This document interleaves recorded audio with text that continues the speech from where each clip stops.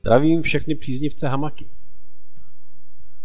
Jak jsem slíbil, tak bych rád ukázal na videu zavěšení hamaky tak, jak jsme na ní upravili závěs. Potom bych chtěl ještě ukázat, jak vypadá naše zateplení. Tady ukážu zateplení pro hamaku Classic, to je ta se spodním vstupem. A nakonec náš stan, který se zavěšuje nad hamakou. Moc se omlouvám za zvuk, který slyšíte. Namlouvám to u počítače, protože originál byl kvůli větru v podstatě nepoužitelný. Pověšení hamaky s upraveným závěsem je jednoduché a hlavně rychlé. Na stromě jsou popruhy, které se jednoduše uváží do kovových ok a hamaka visí. Teď ještě na druhé straně.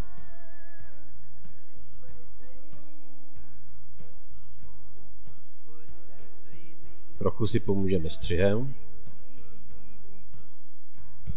Tak. Na konci videa ještě ukážu zblízka, jak se to dělá. Když hamaku pověsím, tak si do ní sednu, abych zjistil, jestli mě to vůbec unese. Ještě se nestalo, abych zjistil, že neunese.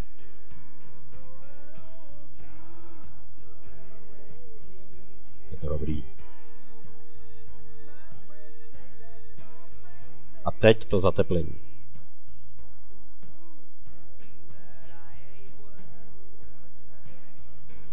Zateplení je ušité z látky, která je voděodolná, která chrání proti větru.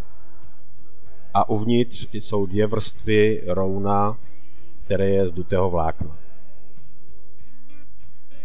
To uchycení se provádí pomocí řemínku a dvou karabinek. Ten řemínek se obtočí kolem konce hamaky. Tady je to dobře vidět.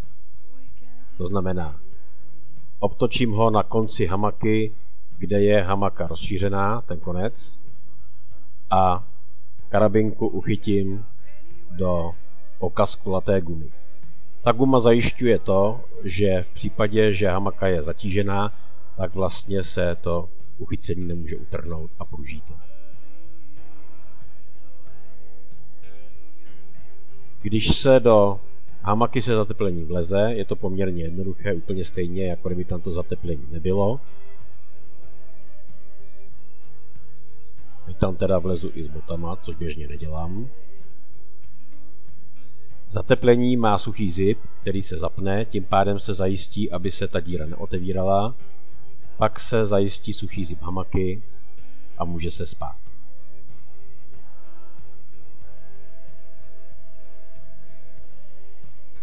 A teďko ten stan.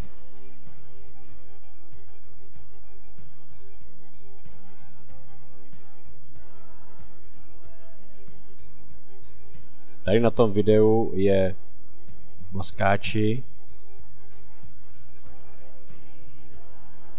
Napřed uchytím na řemen od hamaky provázek. Ten provázek má oko. Skrz to oko provleču dvakrát dokola kolem toho řemenu konec toho provázku. Vytáhnu, utáhnu a drží. To samé udělám na druhé straně.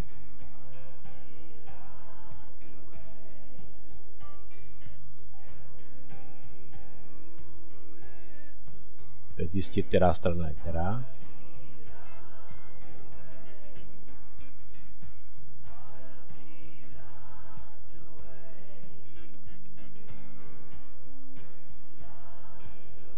Tak. Na stanu jsou dva kroužky. Provázek provlíknu horem oběma kroužky. Pak ještě jednou horem, ale už mezi kroužky ven. Tak. A utáhnu. Stačí takto jednoduše, ten stan to bez problémů udrží. Ještě to samé zase na druhé straně.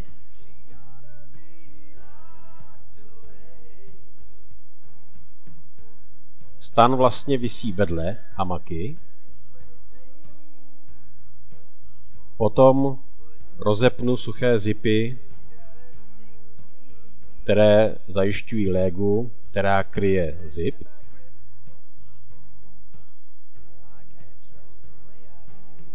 A pak zip rozepnu. Tím, že rozepnu zip, otevřu ze zhora stan a hamaku do toho stanu vlastně zastrčím.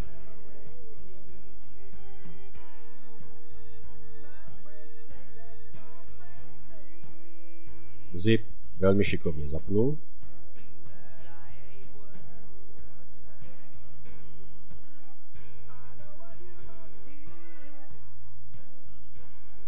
A upravím légu do suchých zipů tak, aby chránila zip proti zatékání případného deště.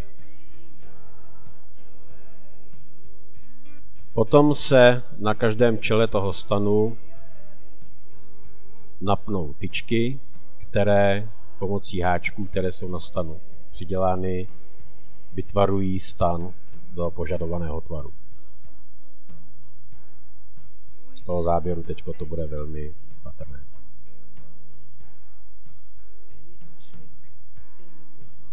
Je to zase velmi jednoduché, rychlé. Není na tom co zkazit. Když je tyčka nasazená, uchytím provázek, používám paracord, který natáhnu kolem toho stromu, na kterém visí popruh od hamaky, utáhnu a tím zajistím a zafixuju stan, aby se vyšponoval.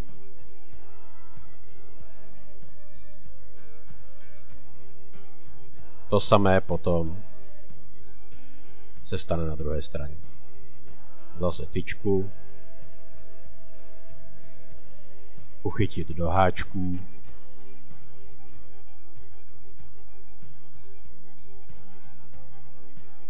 a potom provázek kolem stromu.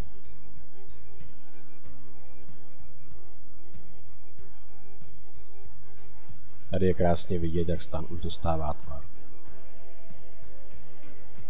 Všechno je to otázkou skutečně chvilky. Takhle vypadá zavěšený stan. Mimochodem jsem tam uvnitř v hamace.